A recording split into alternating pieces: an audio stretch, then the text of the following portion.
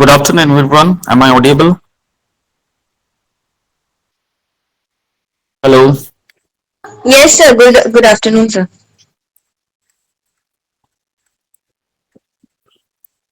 Is it audible? Yes, sir. Today we're going to start, that is cost analysis. Cost analysis, it is the process of identifying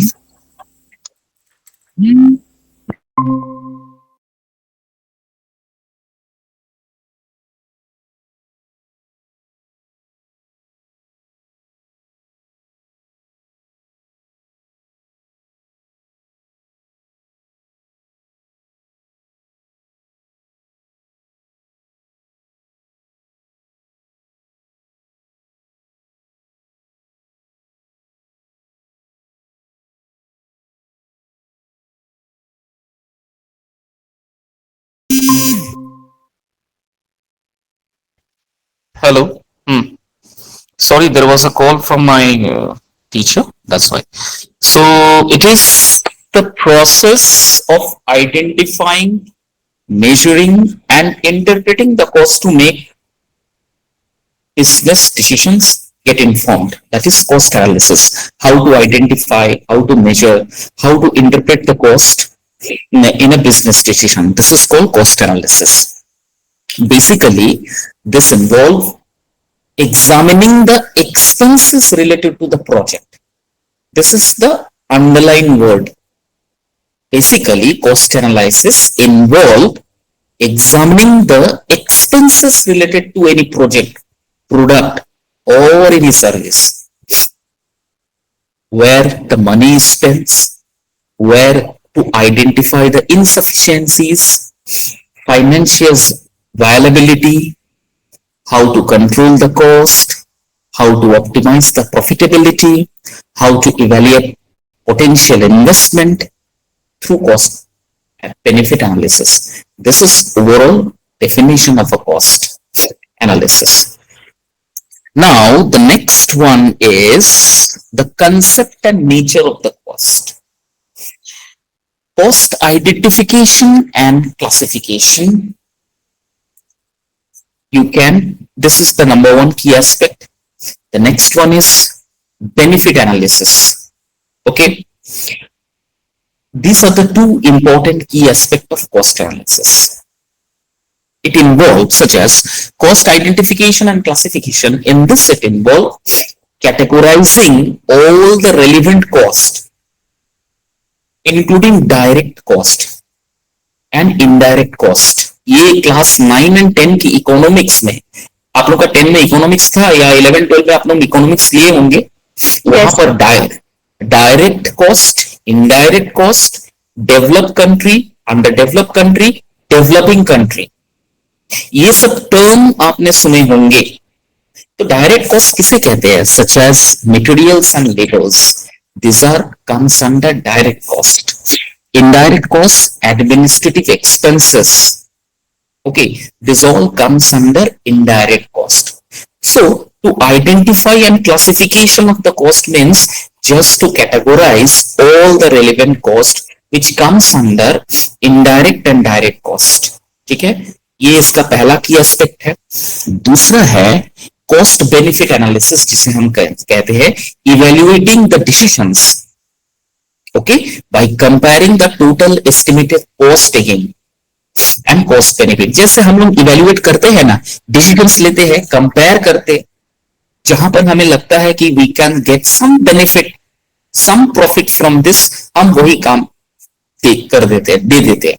actually economics is total part of marketing. Some idea, whatever the marketings now the people are doing, whether it is productions, advertisements, sales, cost, all are comes under one point, that is economics.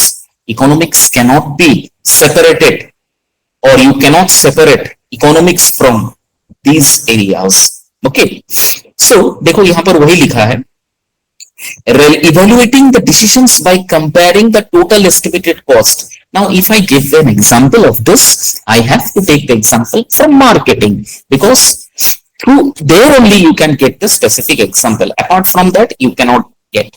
Okay, so in marketings, or say in our personal life, whenever there are any functions going on, whenever we supposed to give any organizers a money or payment, we started to make a comparison: who is better in quality, in contents, in relevance, in decoration, whatever the things are there. We just estimated the cost, and after that, by taking the decisions and by comparing which we find benefit, that is also estimated benefit, we uh, give it to that particular person. Okay, the same way in the productions also, the same way in the marketings also, the same way in the purchasing goods also. So whatever the economics is all in the circle of marketings related. Okay, this is अच्छा, there is another important area. जब ये ma'am ने इधर दिया है, वहां से कुछ पॉइंट्स मैंने यहाँ निकाला है, तो यहाँ से समझ में आ रहा है कि कॉस्ट एनालिसिस को परफॉर्म कैसा करना चाहिए, how to perform the cost analysis. ठीक है, this one is very much important. You can get the questions in your final examinations, that how to perform cost analysis. Cost analysis को perform कैसे किया जाता है? How, first of all, what you want to achieve, such as you want to launch a product, new product. Whenever any company, any production team or any production house launch a new product, their first important priorities on the cost of that production, cost of that particular product, and according to that, the next step they used to take to reducing as per the area, as per the locations.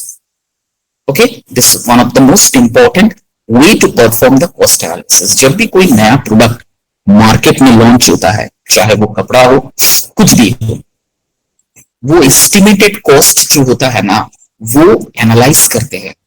ठीक है, HR है, management है, वो estimated करते हैं कि मुझे इस एरियाज में अगर प्रोडक्शन, अपना प्रोडक्ट्स को बेचना है, तो what should be the minimum price I have to keep on this particular product.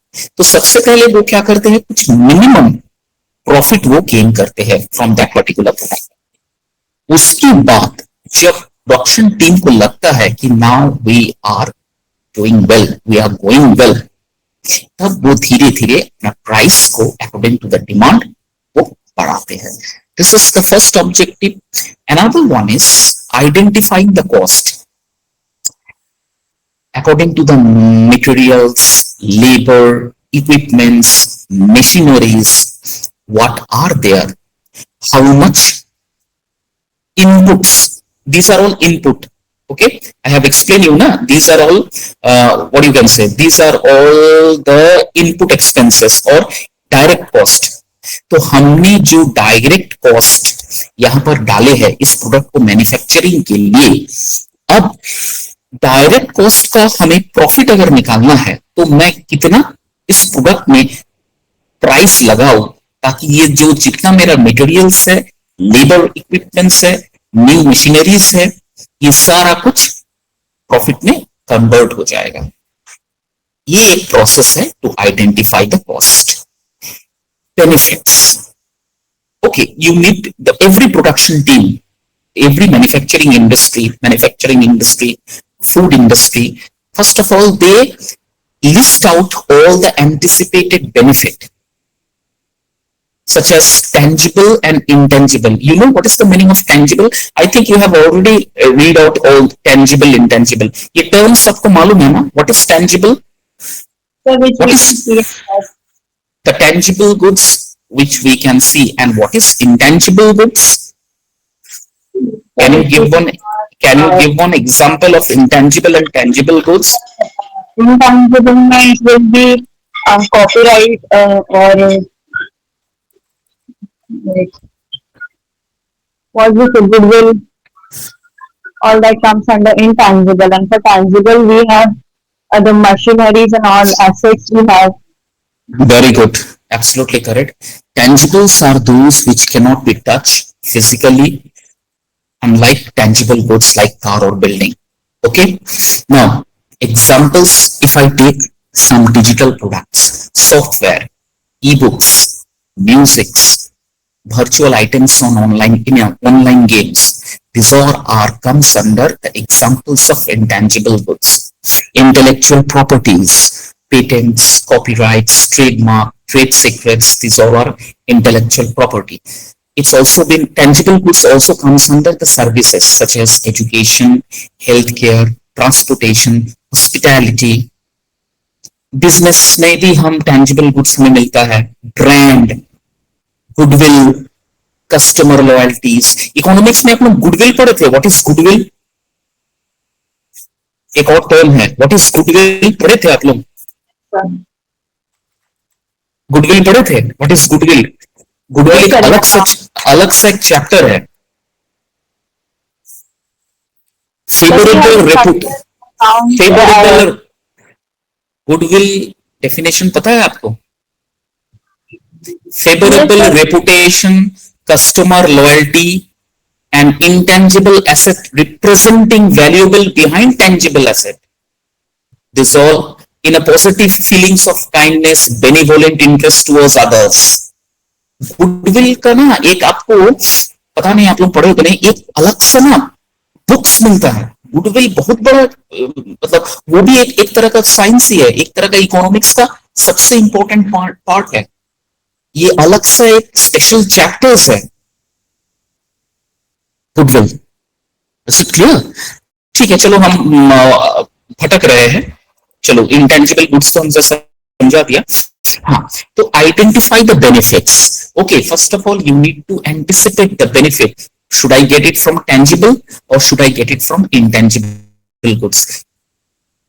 तो इस पे मार्क करना पड़ेगा. टेंजिबल गुड्स में लैंड, लेबर, प्रॉपर्टीज, मशीनरीज, क्या मुझे यहाँ से प्रॉफिट जनरेट हो सकता है? You need to mark it out. अच्छा, intangible such as copyrights, patent, okay, yes, advertisement, e procure, second advertisement to online media, सब लोग कहाँ यहाँ से मैं रेवेन्यू जनरेट कर सकता हूँ. You need to list out all the anticipated benefit from intangible and tangible. ये एक तरीका है. ठीक है, आइडेंटिफाई द कॉस्ट एनालिसिस. दूसरा है quantity, cost and benefit. What is the monetary value of the cost? What will be my future cost of this particular item that I want to sell? Is it worth for money or is it value for money? इस तरह से identify करना. उसके बाद दूसरा जो आता है, how to calculate the outcome, cost benefit ratios or something else. Then decisions. These are all the ways perform the analysis. ठीक है, ये रिलेटेड इस चैप्टर का है, जिसकी वजह से मैंने थोड़ा सा डिस्कशंस कर दिया है. हो सकता है नेक्स्ट स्लाइड में हो. Ma'am next slide please. Ma'am next slide. Yes, the following are the possible variations in the concept of cost. Number 1, long run versus short run cost, fixed versus variable cost, semi-fixed or semi-variable, or cost or marginal cost, controllable versus non-controllable, opportunity versus outlay cost, explicit versus implicit cost, out of pocket versus book cost, replacement cost versus historical cost, past cost versus future cost, separable cost versus joint cost, urgent cost versus postponed cost. सोचो कितना तरह का cost analysis है, कितना तरह का concept है, variations है in the concept of cost. Have you ever listened all these things? Have you ever listened? Long cost, कुछ आपने सुने होंगे, लेकिन इतना सारा वेरिएशंस ऑन कॉस्ट पहली बार सुन रहे होंगे आप. Long cost versus short cost. Okay, मतलब क्या? This is for a long term business. Okay, many manufacture industries are there who keeping the concept or who keeping the in the minds for the future revenues. Okay, they prepare the cost. That is for the long term. Short term cost means some productions are there which is only been stay for 6 months and 7 months. After that and the production is eloped from the market. बहुत सारे ऐसे brand products है जो कि market में आता है, दूसरे दिन गायब हो जाता है. देखिएगा, मैं इसका स्पेशल एग्जांपल आपको दे सकता हूं, अगरबत्ती. बहुत सारे ब्रांड है, कंपनीज है मार्केट में, लेकिन आप एक लेने के बाद वो आपको नहीं मिलेगा, एक दो को छोड़ के. This are all short term cost, रहते नहीं है मार्केट में. वो जो मार्केट है, जो है, वो after 1 or 2 months might be gone. Okay, only few are there who will ask for my production and all, who will ask for my. Okay, तो इसलिए वो क्या करते हैं, शॉर्ट टर्म के लिए ना प्राइस एक वक्त बढ़ा देते हैं. वो जानते हैं I have to stay, if I need to stay in the market, कुछ महीने के लिए मुझे मार्केट में स्टे करना पड़ेगा, उसके बाद मैं निकल जाऊंगा यहाँ से. ये स्पेशली अगरबत्ती के साथ, धूप के साथ, ये जो टेंजिबल कुछ कुछ गुड्स है, specially perfumes. Okay, body perfumes, body spray perfume, कुछ सोप हो गया, कुछ मतलब कॉस्मेटिक्स हो गया, ये सब शॉर्ट टर्म्स के लिए होता है. ओके, जो ब्रांड प्रेफर करते हैं that is for a long, लेकिन बहुत सारे ब्रांड्स भी जो है वो लॉन्ग रन में बिजनेस नहीं कर पाते हैं. After 1 or 2 or 3 years dissolve हो जाते हैं. ठीक, आपको मिलेंगे ही नहीं. हम आपको अगर बोलेंगे चाहिए तो उस किस दुकान में आपको हमाम साबुन मिलता है, खोज के लेके आइए, तो आप सारा इंडिया घूम के आ जाएगा, आपको हमाम साबुन मिलेगा ही नहीं. मैं अगर आपसे बोलूंगा पुराना वाला लाइफ बॉय साबुन जो पुराना मैन्युफैक्चरिंग है, वो खोज के लेके आइए, तो you can not go. Match box, ऐसा कुछ मैच बॉक्स था, मैं forgot the name of that match box, बहुत हेवी था. होम लाइट, सनलाइट दूसरा तो है, लेकिन कुछ होम लाइट बोल के या कुछ ऐसा भी एक मैच बॉक्स था, सेम कंपनीज का है, ब्रदर कंपनीज जिसे हम कहते हैं. आप जाके मार्केट में खोज के आइए. They know that if I had to keep the relevance face with this particular product, I have to go for choose for a long short period of time. मैं अगर इस कंपटीशंस में इस प्रोडक्ट के साथ अपने आप को कंपेयर कर रहा हूं और मुझे लॉन्ग रन बिजनेस करना है, तो मैं नहीं टिक पाऊंगा. It is not possible for me. तो थोड़े ही दिन के लिए, कुछ महीनों के लिए वो बिजनेस करते हैं, उसके बाद वो दूसरे प्रोडक्ट के लिए चले जाते हैं.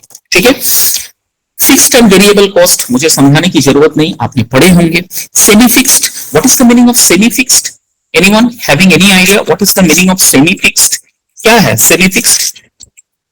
सेमी फिक्स्ड कॉस्ट और सेमी वेरिएबल और मिक्स्ड कॉस्ट, यहां पर क्या होता है, expenses fixed and variable component दोनों. जितना मैं एक्सपेंस कर रहा हूं उतना ही मैं, जितना मैं एक्सपेंस कर रहा हूं उतना मैं इनकम कर रहा हूं. That is called semi fixed cost. ये कोई मतलब यहां पर मैं जो इनकम कर रहा हूं वही खर्च कर रहा हूं, मेरा यहां पर नेट प्रॉफिट इक्वल टू 0 है. इस तरह का कॉस्ट को सेमी कॉस्ट कहा जाता है. ये एक है सेमी वेरिएबल कॉस्ट, ये भी एक है सेमी वेरिएबल कॉस्ट. जैसे expenses that are both a fixed and a variable component, meaning they are fixed up to certain point and after that certain point वो इनकम फिर वेरिएबल्स हो जाता है. जैसे इलेक्ट्रिसिटी बिल एक वक्त के लिए, कुछ महीने के लिए फिक्स्ड आएगा, उसके बाद चेंजेस होते रहेगा. Insurance, depreciation value of your car, आप कुछ मोटरसाइकिल, कार, साइकिल ले रहे हो, उसका डिप्रिसिएशन वैल्यू, ये सब सेमी वेरिएबल कॉस्ट में गिना जाता है. फ्यूल, सेल्स पर्सन का कंपनसेशन, सेल्समैन जो है उसका जो पैसा मिलता है वो हर एक महीना फिक्स्ड इनकम नहीं है, उनका वेरिएबल्स होते रहता है according to the performance. Am I clear? This all comes under semi variable cost. याद रखो, ठीक है, ये सब याद रखो. आपसे पूछा जाएगा during the time of an interview, whenever you will be going to sit for the interview of an HR, definitely these are the points they will going to ask, and these are the basic questions. What is variable cost? What is semi variable cost? What is the difference between fixed cost and semi fixed cost? Can you give one example of it? What is cost? What is elasticity of demand? What is tangible goods? What is intangible goods? What is managerial economics? You need to keep at the tip of your tongue whenever they ask the definition. Without any hesitations you need to speak on, okay, and with a proper example of it, because particularly they are very much specific and particular on the examples. What are the examples you are giving? Am I clear? Clear here? Hello, is it audible? Hello? Yes, sir. ठीक है, तो ये सब आपको याद रखना है. ठीक है मैम, नेक्स्ट स्लाइड.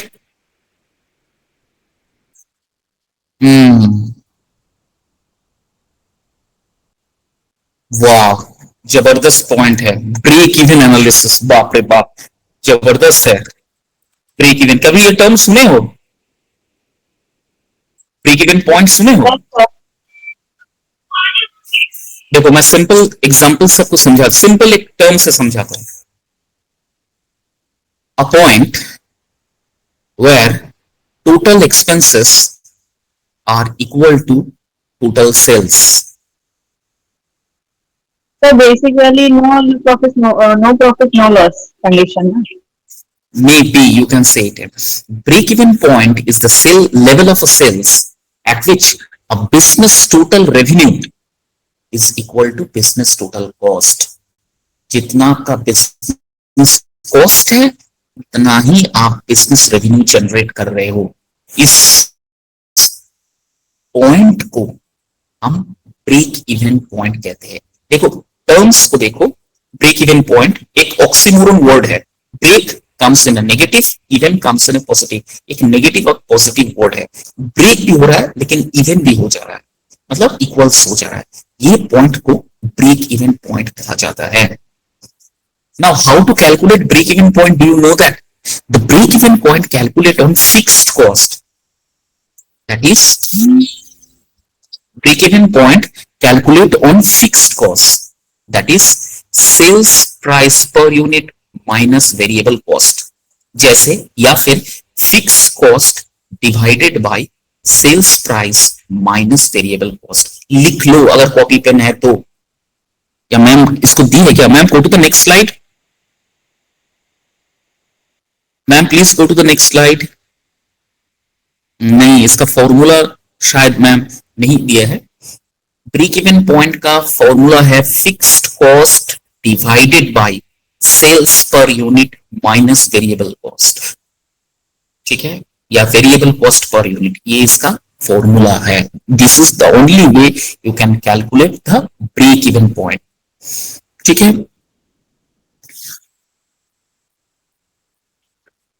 समझ में आ गया? क्लियर है? हेलो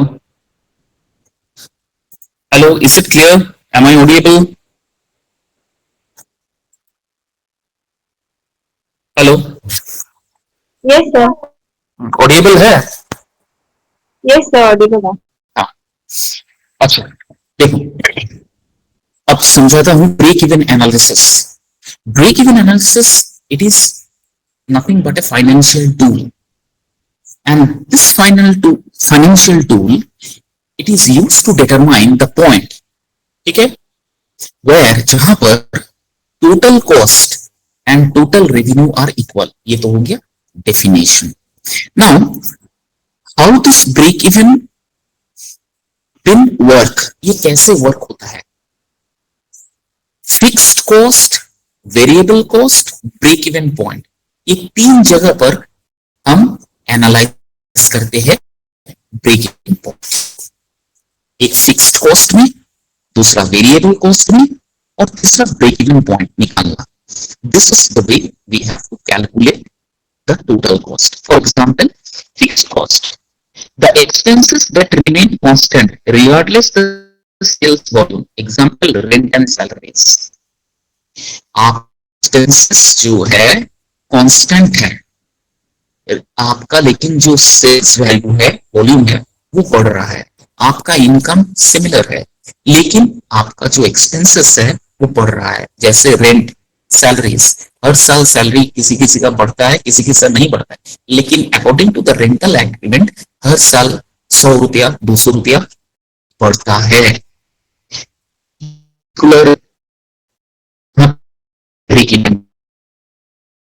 पॉइंट बोलते हैं, क्यों? यही से हम पॉइंट निकाल सकते हैं। मेरा सैलरी है, ये फ्रॉम माय सैलरी मेरा जो एक्सपेंसेस है वो दिन ब दिन बढ़ते जा रहा है। This is called break even point. यहाँ कैलकुलेट कर सकते हैं ऑन फिक्स्ड कॉस्ट। नेक्स्ट है वेरिएबल कॉस्ट। अब वेरिएबल कॉस्ट में मैं कैसे ब्रेक इवन पॉइंट निकालूंगा? Variable costs are the expenses that change the level of production on sales. Example, raw materials, direct labor. ठीक है, variable costs are expenses that change the level of production of sales.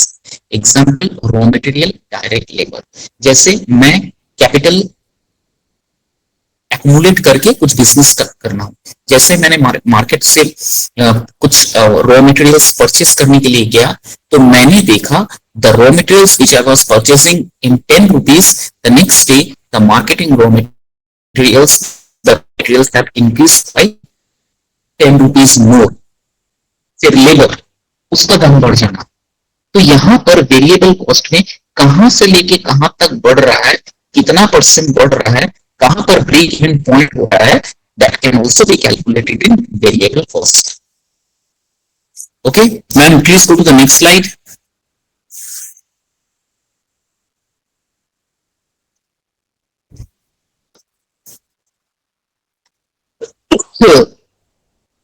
Key point remains used in the BIA. What is BIA? Break even point को short form में BEP या बिया बोलते हैं। ठीक है, तो जैसे मैंने बताया, देखो सेम चीज, on a fixed cost, on a variable cost, total cost, the total of fixed and variable cost, इसमें भी हम निकाल सकते हैं total revenue, the sales process, the sales proceed, selling price per unit और नंबर ऑफ यूनिट, इसमें हम break even निकाल सकते हैं contributions margin, fixed cost per unit plus profit per unit, and profit combination contribution minus fixed cost. Is the formulas to find out the margins or cost, this total revenue, total cost, variable cost and fixed cost. ठीक है, now the next slide.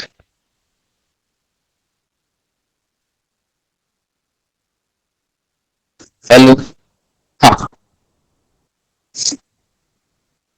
contribution margin ratio. What is the contribution margin ratio? It is the ratio between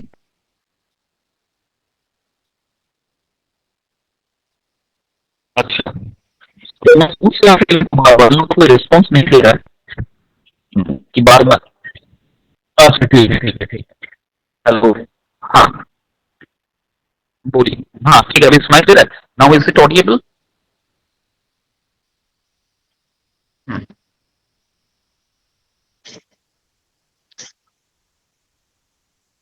Yes, only. Yes, contribution margin ratio. What is contribution margin ratio?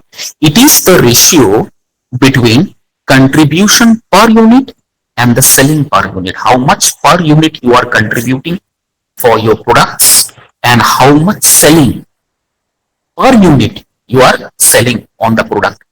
Through the ratio, you can find it out, the contribution on margin ratio. Then margin safety units. What is this? Excess actual sales minus break even points. BEP means break even point.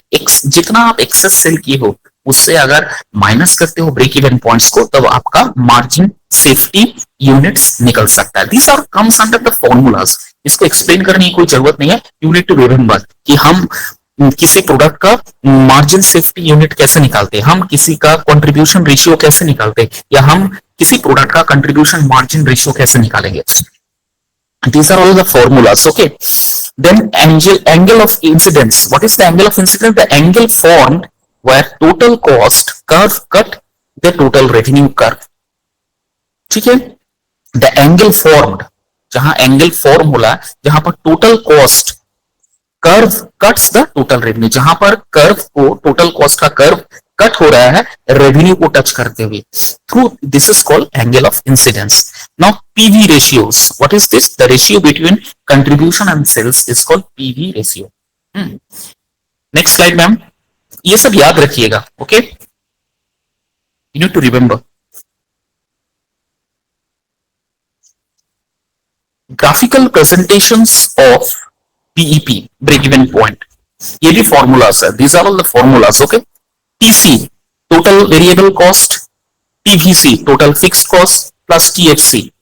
ठीक है, TC मतलब total cost, TVC मतलब total variable cost, TFC मतलब total fixed cost. Now number 2, the variable cost line drawn first, it varied proportionately with the volume of production and sales. ठीक है, variable cost निकालने के लिए या फिर टोटल कॉस्ट, वेरिएबल कॉस्ट या total fix cost निकालने के लिए ये ग्राफ में आपको वेरिएबल कॉस्ट का लाइन ड्रॉ करना पड़ेगा। इट वेराइड प्रोपोर्शनेटली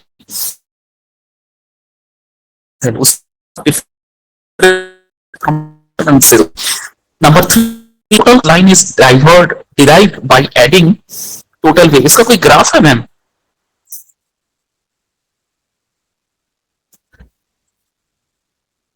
इस तरह से, अच्छा ग्राफ नहीं है, हाँ ये देखिए यहां पर मैं देखो दिस वन, कोई है मैम? सब तो छोड़ के क्लास चला गया, देखिए कोई है ही नहीं। चाइनीज है वो नहीं दिख रहा है, लोगों सिर्फ जीआईडीएस दिख रहा था, इसलिए मैंने पूछा। लुक, कॉस्ट एंड रेवेन्यू का देखो यहाँ पर ब्रेक इवन पॉइंट देखो कितना सुंदर यहाँ पर बना गया।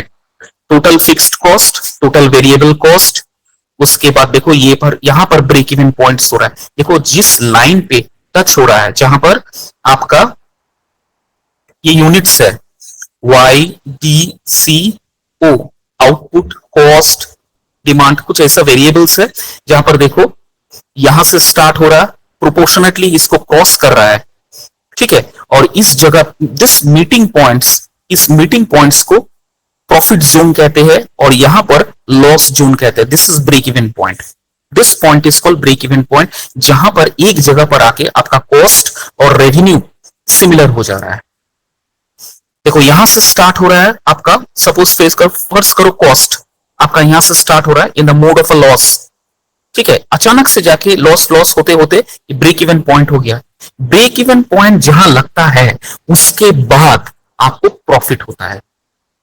ठीक है, always remember one thing, break even points जहां हुआ उसके बाद या तो स्टेज ऑफ अ लॉस और स्टेज ऑफ अ प्रॉफिट होने वाला है। तो यहां पर जब स्टार्टिंग में जो लॉस दिखा, एक जगह पर आके ब्रेक इवन पॉइंट्स दोनों मीट किया, collide with each other, cut with each other. तो कॉस्ट, इनपुट कॉस्ट और आउटपुट कॉस्ट या कॉस्ट जो भी है और आपका रेवेन्यू दोनों एक साथ मीट हो गया, यहां पर इक्वल हो गया, बैलेंस्ड हो गया। Okay, this particular point is called break even point. और उसके बाद से आपका टोटल रेवेन्यू जो है आपका प्रॉफिट में चला गया। तो either it should be after break even point or after crossing break even point. Always remember, may be in a state of a loss or might be in a state of a profit। Remember one thing, देखो फिर यहां पर total profit जो है वो expand कर रहा है। This is the particular diagram, graphical representation of break even point. ठीक है, next slide ma'am.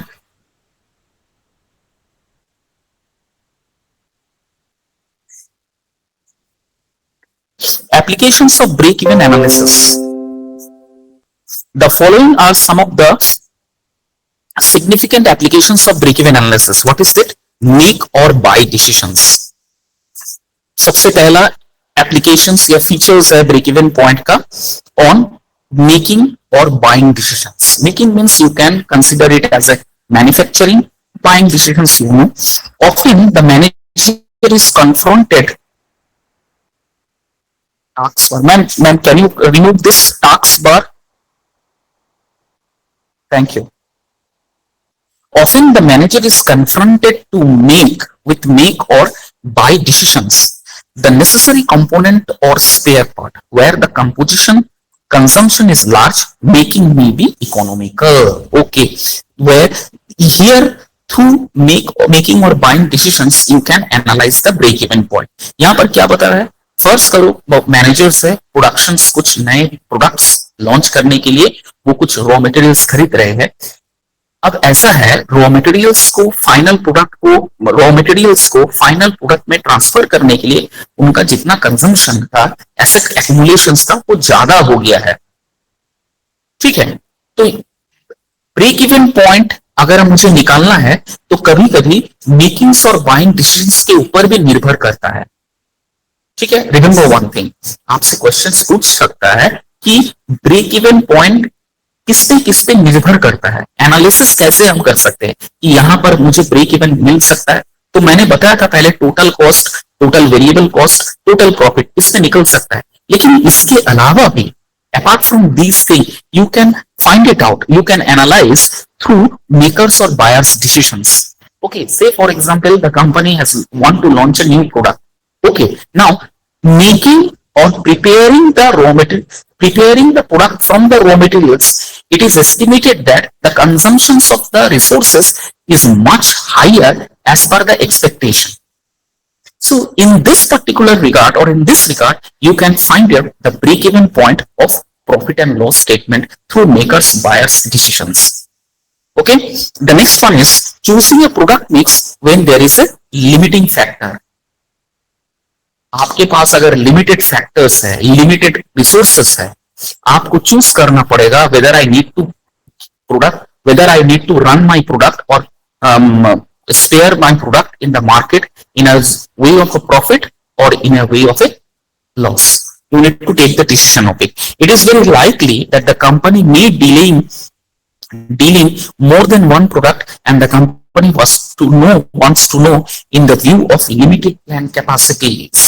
That is can be calculated the break even point. Company सोच रहा है कि मुझे एक प्रोडक्ट पर निर्भर नहीं करना है, मुझे इसके अलावा साइड बाय साइड कुछ और प्रोडक्ट्स करना है if I need to generate the my revenue from the companies. Okay, इसके ऊपर भी product mix, choosing product mix और लिमिटेड रिसोर्सेस, इसके ऊपर भी ब्रेक इवन पॉइंट्स बनता है. The next one is drop or add decisions. Okay, this is another important factor on break-even point. It is common that the firm keep on adding new products to their product range while dropping the old ones to keep pace with the changing demands. Firm जो है, companies जो है, manufacturing companies जो है, वो बहुत कुछ add on करते रहते हैं new products in a new product range, while dropping the old ones to keep the pace with the changing demands. This last line is very much important. Every company, whether it is food, shoes, clothes, garments, every factory, every industries, they want to keep on changing. They want to keep on going on adding some new things in their product. Do you know why? Just to keep the pace, just to make themselves in a competitions, just to keep themselves alive in the competitions. They always try to make a change. They always try to make a change in their every product. They tried their best. इससे क्या होता है? Consumptions जो होता है, assets का जो utilizations होता है, कभी-कभी expected से ज्यादा हो जाता है, लेकिन companies वहां से फिर profit generate नहीं कर पाता है. Raymonds आज सबसे बड़ा नाम था 1972. I can give you the example of Raymond related to this topic. Raymond since 1972 or 1927 the company used to have. But how many people are right now there who are wearing the Raymond t-shirts, Peter England t-shirts or shirts, Turtle ka t-shirts, shirts कोई पहनता है? Hardly. Now people feel that you cannot wear a shirt which costs of 2,000 rupees every day to any event of functions. आप 2,000 रुपए की एक या 5,000 10,000 की एक शर्ट खरीद रहे हो, ठीक है, उसे संभाल के आपने रख दिया अलमारी में. एवरी ओकेशंस में क्या आप वो पहन के जा सकते हो? देखिए माइंड कैसे चेंज हो रहा है, फितरत कैसे चेंज हो रहा है. पहले था वो तो बक्से में पड़ा रह जाएगा. अभी क्या हुआ? अभी कंसेप्ट ऐसा आ गया कि मैं उतना ही का 5-10 एक्स्ट्रा नया शर्ट ले लूंगा. इंसानों को, कस्टमर्स को नया चीज चाहिए. They always try to go for the replacement. They always try for find out some substitutions. और अगर इन चीजों पर कंपनीज चेंज नहीं करते हैं तो फिर company is a state of a loss. Company बंद हो जाता. और यही रेमोंड के साथ हुआ है. 1927 से वो कंपनी था. 1999-2000 तक कंपनी बहुत प्रॉफिट जनरेट किया, but after that slope start हो गया. क्यों? वो एक ही तरह का प्रोडक्ट्स, एक ही तरह का प्राइस टैग और एक ही तरह का लेवल, वो कंपनी बार बार उसी प्रोडक्ट को लेके मार्केट में आ रहा था. अनफॉर्चुनेटली इंसान ने उससे, मतलब कस्टमर्स ने उस चीज से उब गया और उन्होंने सोचा कि मैं कुछ सब्सटीट्यूशंस ले लूं, इसके अलावा मैं नहीं पहनूंगा. हार्डली देयर 2000 के बाद इतना ड्रास्टिकली फॉल हो गया वो कंपनी आज टोटल बंद हो गया. ओके, इंसॉल्वेंट हो गया, इंसॉल्वेंसी, बैंक्रप्सी हो गया मालिक. दिस इज व्हाई एनालिसिस करना है कि गलती कहां है। अगर आप एनालिसिस करने के लिए बैठे हो, ये निकालना है कि मैं गलती कहां किया हूं, then there is one way to find it out, through break even point. Break even point में सिर्फ price, input, tangible intangible goods और इनपुट्स आउटपुट से लेके नहीं, each and everything, making decisions, buyer decisions, productions, how much you are utilising your asset in the making the productions, सब कुछ आप break even point से निकाल सकते हो और एनालाइज कर सकते हो कि कंपनी आगे जाके in the state of profit आएगा, अदरवाइज ये profit of loss, statement of loss में कंपनी जाएगा। You can find out through this break even point. So these are the applications you can say, ठीक है, through of break even point. Next slide clear है? Yes, sir. Determinations of break even point, selling price, फिर एक formula है, selling price equal to fixed cost plus variable cost plus profit. ये formula याद रखना। Selling price का, break even point का selling price कैसे निकालते हैं हम, fixed cost plus variable cost plus profit. Next है selling price minus variable cost. अगर हम करते हैं तो वहां से हमें fixed cost plus profit equals to contributions, मैंने कितना एसेट यूटिलाइज किया, निकल जाएगा। नेक्स्ट है contribution per unit equals to selling price per unit minus variable cost per unit. So these are the determinations of break even point. हम determine कैसे करते हैं ब्रेक इवन पॉइंट को, through selling price, through contribution per unit, through variable cost. ये इसका formula है। Next, determinations of break even points in unit. अब unit में कैसे कैलकुलेट करेंगे, break even point equals to, मैंने पहले बता दिया था, I think I have already told you, fixed cost divided by contribution margin per unit. Margin per unit मतलब सेल्स। उसके बाद where the contribution margin per unit equal to selling price है, देखो selling price minus variable cost. Determinations of BEP, break even point equal to fixed cost by contribution of margin ratios. इस तरह से calculations होता है, ये सब याद रखिएगा। Okay, sometimes the formula might be asked. Next, different formula used in break even and analysis and their applications. Profit volume, PV का मतलब profit volume ratio equals to contribution slash sales. If multiplied by 100, it can be expressed in term of percentage. This can be derived from the following basic formulas. Fixed cost into sales divided by sales minus variable cost, or fixed cost by profit volume ratios. इस तरह से formula से हम break even point analyse कर सकते हैं। Margin safety कैसे निकालते हैं, margin safety equals to profit by profit P oblique V, profit volume ratios. Volume of sales कैसे निकालते हैं, target fixed cost plus targeted profit divided by contribution margin. These are the formula you need to remember. Next, significance of BEA, break even analysis, क्या है importance? देखो, to ascertain the profit on a particular level of sales volume or a given capacity of production. Exactly कितना sales volume है, exactly क्या स्थिति है productions का, ये एनालिसिस करने के लिए ब्रेक इवन एनालिसिस सबसे इंपॉर्टेंट वे है। नेक्स्ट है to calculate sales require to earn a particular desire level of profit. Sales को कैसे कैलकुलेट करें ताकि मेरा जो डिजायर्ड लेवल ऑफ प्रॉफिट है वो मैं जनरेट कर सकूं। This can only be calculated through break even analysis. Third, to compare the product line such as sales area, method of sales for individual company. ठीक है, प्रोडक्ट लाइन जैसे sales area calculate करना है, methods of sales कैसे calculate करना है of any individual company, this can only be done through break even analysis. Next है to compare the efficiency of different firm. Company का कितना efficiency है, कंपनी कितना प्रॉफिट स्टेट में है, कंपनी अपना रिसोर्सेस कितना लगा सकता है, पैसा कितना यूटिलाइज कर सकता है, ये भी हम ब्रेक इवन एनालिसिस के माध्यम से निकाल सकते हैं। To decide whether to add a particular product to the existing product line or drop one from it। ठीक है, हम कोई प्रोडक्ट ऐड करना चाहें या प्रोडक्ट को डिडक्ट करना चाहें, क्या वो हमारे लिए फायदेमंद होगा, whether it is profitable for us, whether the decisions that I am taking to increase productions or to decrease the productions of any unit, that can also be calculated through break-even analysis. Also, break-even analysis decide to make or buy a given component. Making decisions और buying decisions के लिए भी break-even analysis बहुत जरूरी है. Decide what promotion mixed yield optimum sell.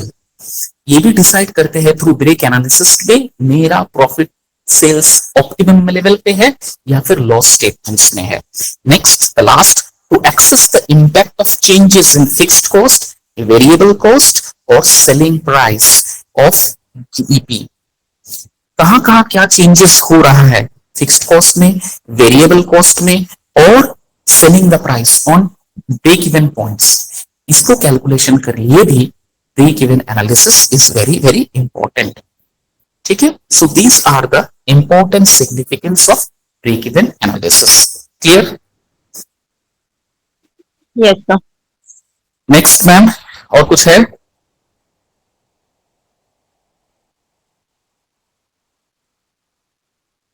अच्छा sorry, limitations of break even point. अब इसका कुछ लिमिटेशंस है, ये तो सिग्निफिकेंस बता दिया.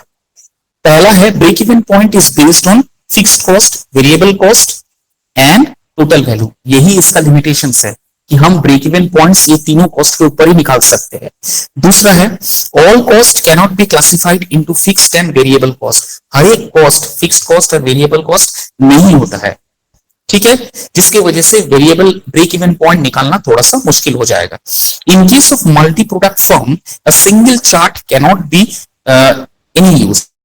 अगर कोई एक सिंगल फर्म है और मल्टीपल प्रोडक्ट्स कर रहा है, मैंने जैसे बताया साइड बाय साइड बहुत सारा सब्स्टिट्यूशन, एक प्रोडक्ट का बहुत सारा सब्स्टिट्यूशन निकाल रहा है, तो उस कंपनी का ब्रेक इवन पॉइंट निकालना बहुत मुश्किल है. ब्रेक इवन पॉइंट किसी fixed total cost, fixed cost, variable cost में निकलता है. बेस को याद रखिएगा. लेकिन अगर कोई कंपनी बहुत सारा सब्स्टिट्यूशंस निकाल रहा है प्रोडक्शंस का, तो उस कंपनी का ब्रेक इवन पॉइंट निकालना बहुत मुश्किल है. क्यों? हालांकि उसका कोई टोटल कॉस्ट नहीं है, टोटल वेरिएबल कॉस्ट नहीं है. अगर ये दोनों नहीं है तो मैं ब्रेक इवन पॉइंट्स कैसे कैलकुलेट करूंगा? ठीक है, it is based on fixed cost and concept and hence hold goods only in short run. ये हमेशा फिक्स्ड कॉस्ट में कैलकुलेशंस होते हैं. फॉर लॉन्ग रन आप ब्रेक इवन पॉइंट से कैलकुलेट नहीं कर सकते हो. Total cost and total revenue lines, total cost and total revenue lines are not always straight as shown in the figure. हमेशा टोटल कॉस्ट और टोटल रेवेन्यू जो होगा वो स्ट्रेट लाइन में नहीं होता है. कभी कभी क्या होता है, कर्व क्रिएट हो जाता है, और जब भी कर्व क्रिएट होता है तब ब्रेक इवन पॉइंट को कैलकुलेशन करना is little bit tough. Where the business conditions volatile, BEP cannot be stable result. जहां पर बिजनेस कंडीशंस जो है वो अप्स एंड डाउन्स है. volatile means not in a symmetric line, ups and downs होते रहते हैं, कर्व बनते हैं. वहां पर ब्रेक इवन पॉइंट्स निकालना थोड़ा सा मुश्किल होता है. थोड़ा मुश्किल है, you cannot determine. So these are the limitations of break even analysis. Clear? Yes, sir. और कुछ है मैम? ओके, यूनिट 3 आज और मैं स्टार्ट करूंगा. Introductions to